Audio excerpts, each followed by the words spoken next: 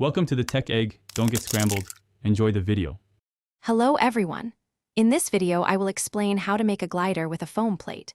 This is a fun and easy project that you can do with just a few common household items. First, gather your materials: one standard foam plate, a pair of sharp scissors, a ruler, and a pencil. You will also need some clear tape or craft glue, and one small paperclip to help with balancing your glider later on. Make sure your foam plate is clean and smooth. Now, let's start cutting our glider's components. First, use your ruler and pencil to draw a straight line directly across the center of your foam plate, dividing it into two equal halves. Next, cut out a rectangular body section from one half, approximately 2 inches wide and 6 inches long.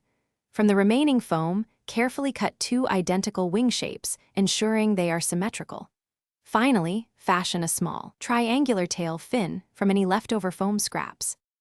With all your pieces cut, it's time for assembly. Take your two wing sections and attach them firmly to the main body using clear tape or a strong craft glue. Position the wings approximately 1/3 of the way back from the glider's front tip. Next, secure the small tail fin vertically at the very back of the body. Finally, attach one paperclip to the nose of your glider. This will provide essential weight for stable flight and balance.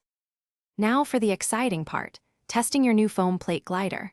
Find an open indoor space and gently launch your glider forward.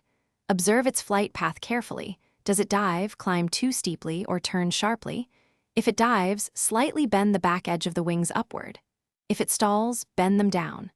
Adjust the paperclip's position on the nose, moving it forward for more nose weight or backward for less, until you achieve a smooth, level flight. Thanks for watching. Consider subscribing if I helped unscramble your problems.